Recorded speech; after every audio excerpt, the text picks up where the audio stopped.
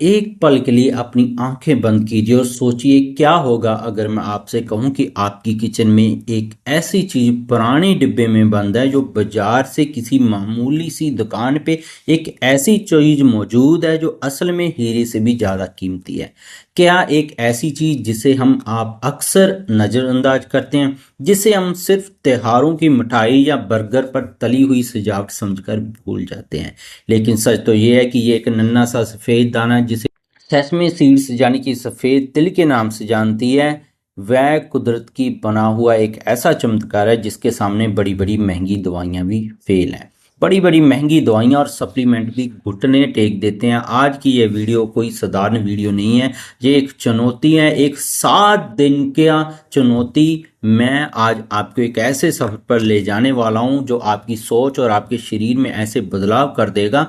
अक्सर आप अपनी सेहत को सुधारने के लिए ना जाने कितने पैसे खर्च करते हैं, जिम जाते हैं, कड़वी दवाइयां खाते हैं, अपनी ही रसोई में रखे हुए अमृत को आप नहीं पहचान पाते हैं। आज हम आपको बताएंगे सफेद तिल जैसे पुराने जमाने में अमृत का बीज भी कहा जाता था, मेरे बताए हुए तरीके से 7 दिन, जी हाँ सिर्फ 7 दिन सेवन कर लेते हैं तो आपके शरीर के अंग अंग में, आपकी हड्डियों में, आपके खून में, आपकी त्वचा स्किन में, आपके दिमाग में ऐसे बदलाव आएगा जिसे देखकर साइंस भी हैरान है। तो आज आपको अपनी थकी हुई, बीमार और कमजोर होती जा रही लाइफस्टाइल को एक नई ऊर्जा देना चाहते हैं तो इस वीडियो में एक भी सेकंड इस वीडियो का मिस मत कीजिएगा, क्योंकि आज मैं दिल के वो गहरे राज आपको बताने वाला हूं जो शायद इंटरनेट पर आज तक किसी ने इतनी बारीकी से नहीं बताए होंगे। लेकिन आगे बढ़ने से पहले एक बात समझ लीजिए, तिल कोई जादुई दवा तो नहीं है पर उससे कम भी नहीं है।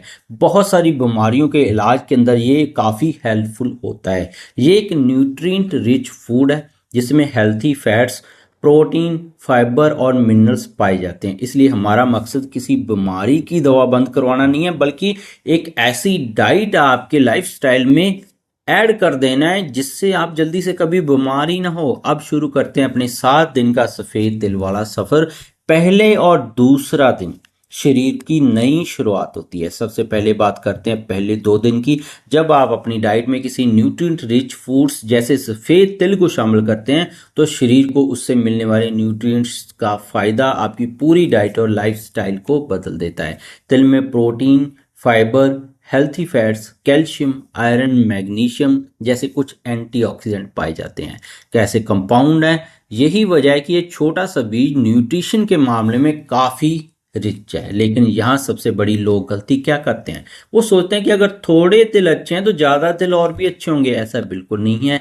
तिल कैलोरी डेंस फूड है, इसलिए क्वांटिटी का ध्यान रखना जरूरी है। इसे अपनी पूरी डाइट का रिप्लेसमेंट नहीं बनाना चाहिए, बल्कि बैलेंस डाइट का हिस्सा बनाना चाहिए। अगर आपको पहले से किसी फूड से एलर्जी या डाइजेशन प्रॉब्लम है या कोई मेडिकल कंडीशन है तो आपको डॉक्टर या क्वालिफाइड प्रोफेशनल से एडवाइस लेना बहुत ज़्यादा डोज के लिए बेहतर रहता है। तीसरा दिन मिनरल्स पर ध्यान। अब आते हैं तीसरे दिन पर। तिल की खासियत है कि इसमें बहुत सारे महत्वपूर्ण मिनरल्स पाए जाते हैं, खास करके कैल्शियम, मैग्नीशियम, आयरन, जो आपके शरीर को मजबूत बनाते हैं। हमारी बोन्स को सिर्फ कैल्शियम से ही नहीं बनती हैं। बोन्स हेल्थ के लिए overall nutrition, zinc, magnesium, selenium जैसे तत्व चाहिए होते हैं। बोन डेंसिटी को बढ़ाने के लिए, घुटने को मजबूत करने के लिए, कमर को, हड्डियों को, वो सारी चीज़ें तिल के अंदर हैं। प्रोटीन है, विटामिन डी के पार्ट्स हैं। फिजिकली एक्टिविटी भी अगर इसके साथ थोड़ा सा कर लेंगे तो बहुत ज़्यादा बढ़िया रेमेडी साबित होती है। इसलिए अगर आप तिल को अपनी डाइट में शामिल करते हैं तो उसके साथ सनलाइट एक्सपोजर, एडिक्वेट प्रोटीन और रेगुलर फिजिकली एक्टिविटी को इग्नोर नहीं करते हैं तो आप लंबे समय तक हेल्थी बन सकते हैं। चौथे दिन क्या होगा जब तिल आप लेंगे। चौथे दिन की बात करते हुए अक्सर लोग कहते हैं कि तिल हड्डियों के छोटे छोटे होल्स भी भर देता है, अर्थराइट्स के दर्द को ठीक करता है। कहीं पे भी अर्थराइट्स हो, आपके कंधे में, आपके घुटने में, आपके कमर में, सभी तरह के आपकी उंगलियों में दर्द होता हो, बहुत ज़्यादा ये कारगर है। तिल में कैल्शियम और मैग्नीशियम जैसे मिनरल्स पाए जाते हैं जो नॉर्मल बोन हेल्थ को एक्टिवेट करते हैं। सिर्फ 7 दिन तिल खाने से बोन डेंसिटी अचानक से तेजी से बढ़ने लग जाती है, अर्थराइट्स की रिकवरी शुरू हो जाती है और सच बताती हैं कि ये हीट जो बॉडी में नेचुरली पैदा करते हैं अर्थराइट्स को ठीक करने के अंदर बहुत ज़्यादा मददगार होती है। अगर आपको जॉइंट्स में पेन रहता है, आर्थराइटिस के सिम्टम ज़्यादा हैं, सीढ़ियाँ चढ़ते उतरते समय कमजोरी महसूस होती है, तो उसका कारण सिर्फ कैल्शियम डेफिशिएंसी नहीं होता, दूसरे न्यूट्रिशन भी होते हैं जैसे जिंक होता है, सेलेनियम होता है, सारे तिल के अंदर मिलते हैं। तो इसको आप एज ए ट्रीटमेंट डाइट भी अपने ऐड कर सकते हैं। 5वां दिन आपको तिल, दिल और ब्लड वेसल्स को अच्छा बनाने का काम करता है। 5वां दिन ये वही हिस्सा है जिसे लोग सबसे ज्यादा इंटरेस्टिंग मानते हैं। तिल में लिग्नेंट्स नाम के प्लांट कंपाउंड पाए जाते हैं। इसके अलावा इसमें अनसैचुरेटेड फैट्स, एंटीऑक्सीडेंट्स कंपाउंड्स भी होते हैं।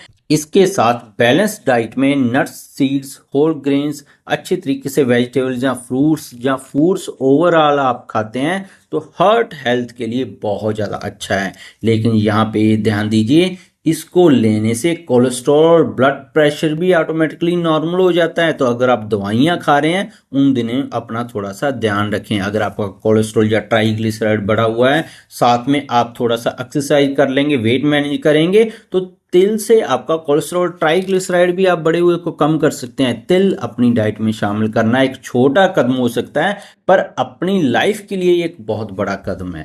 6वें दिन आपके साथ क्या होता है, स्किन आपकी बेनिफिट्स मिलते हैं। एंटीऑक्सीडेंट्स जो इसके अंदर होते हैं वो आपको बहुत ज़्यादा बढ़िया स्किन टोन देते हैं। तिल में एंटीऑक्सीडेंट्स कंपाउंड पाए जाते हैं, इसमें हेल्थी फैट्स भी होते हैं। एंटीऑक्सीडेंट शरीर में ऑक्सीडेटिव स्ट्रेस जो स्किन के नीचे कालेपन को बढ़ाते हैं, उस प्रोसेस को ये कम करता है।